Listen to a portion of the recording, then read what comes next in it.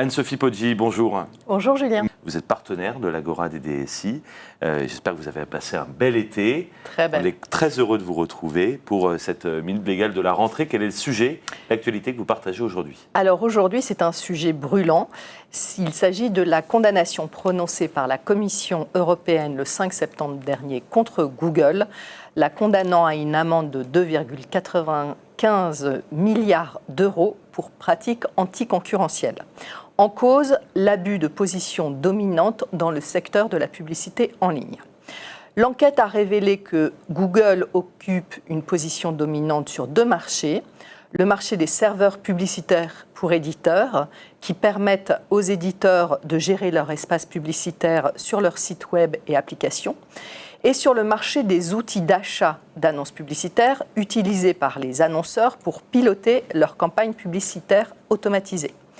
Google a exploité cette double position dominante pour favoriser sa propre bourse d'annonces publicitaires ADX sur un troisième marché, celui des bourses d'échange publicitaires.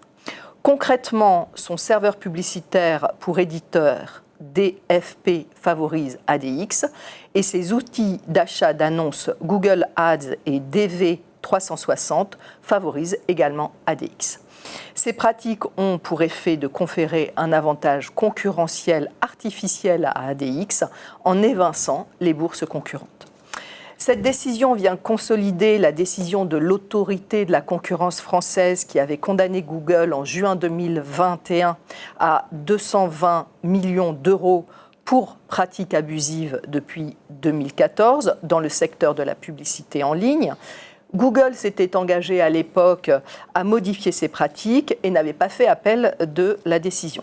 En réalité, rien n'a été fait.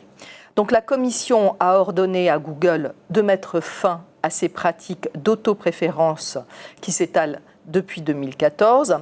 Elle laisse à Google 60 jours pour revenir vers elle en proposant des remèdes. À défaut, la Commission se réserve le droit d'imposer des mesures correctives pouvant aller jusqu'à la cession forcée d'une partie des services concernés. Google conteste cette décision et a déjà annoncé qu'elle faisait appel devant le tribunal de l'Union européenne. Il est à noter que Google a également été condamné aux États-Unis pour des comportements similaires le 17 avril dernier et par un tribunal fédéral qui a également reconnu une situation de monopole sur le marché des serveurs publicitaires pour éditeurs et qui a jugé que Google avait utilisé son pouvoir de marché pour favoriser ADX au détriment de ses concurrents. Un second procès doit s'ouvrir aux États-Unis le 22 septembre, cette fois pour les mesures correctives, comme ce qui est demandé à Google devant la Commission. Et évidemment, il y aura certainement un lien entre ces deux procédures, mais c'est à suivre. Merci beaucoup Anne-Sophie Poggi pour cette minute légale.